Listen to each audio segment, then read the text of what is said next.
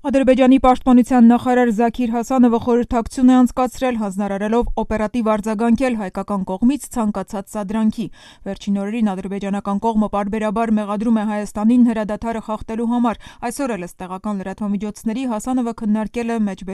վերջին օրերին հակառակորդի կողմից ադրբեջանական ստորաբաժանումների կանոնավոր գնդակոծությունները և անօդաչու թռչող սարքերի միջոցով հետախուզական թռիչքներ իրականացնելու փորձերը։ Պաշտոնական Երևանը հերքում է Բաքվի այս և մյուս մեղադրանքները, առաջարկելով հրադադարի խախտման դեպքերի վերահսկման մեխանիզմ ստեղծել և փաստեր ներկայացնել։ Բաքուն երկու առաջարկն մինչ օրս չի ընդունել։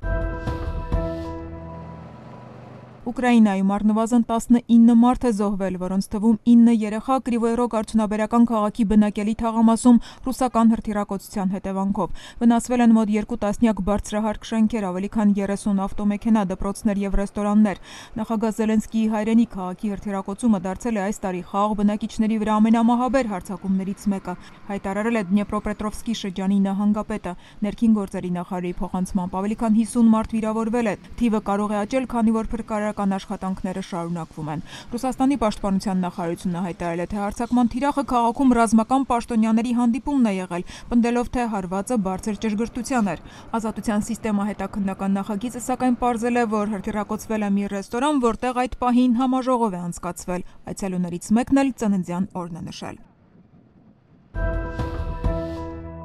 Միացյալ Նահանգների նախագահ Դոնալդ Թրամփը այսօր պաշտպանել է աշխարհի ավելի քան 100 երկրների հանդեպ նոր աննախադեպ մաքսատուրքեր սահմանելու իր որոշումը, զգուշացնելով ամերիկացիներին դժվար է լինելու, բայց ի վերջո այդ քայլը հանգեցնելու է չտեսնված ներդրումների և բարգավաճման։ Մենք հիմար ենք եղել և թույլ տվել, որ մեզ հարվածեն, բայց դա այլևս չի շարունակվի։ Մենք հետ ենք բերում աշխատատեղերն ու բիզնեսները, գրել է Թրամփը իր Truth Social հարթակում, հավելելով. «Սա տնտեսական հեղափոխություն է և մենք հաղթելու ենք»։ Սպիտակ տան ղեկավարը օրեր առաջ էր հրապարակել նոր քաղաքականությունը, որը ի թիվս այլ երկրների 20% մաքսատուրքեր է սահմանում Եվրամիությունից, ավելի քան 30% Չինաստանից ներմուծվող ապրանքների վրա։ Ֆրանսիան և Գերմանիան հայտարարել են, որ Եվրամիությունը կարող է պատասխանել հարկեր սահմանելով ամերիկյան տեխնոլոգիական ընկերությունների հանդեպ։ Տնտեսագետները զգուշացնում են, որ Վաշինգտոնի այս քայլը կարող է առևտրային պատերազմ հրահրել, վտանգելով տնտեսական աճն ամբողջ աշխարհում։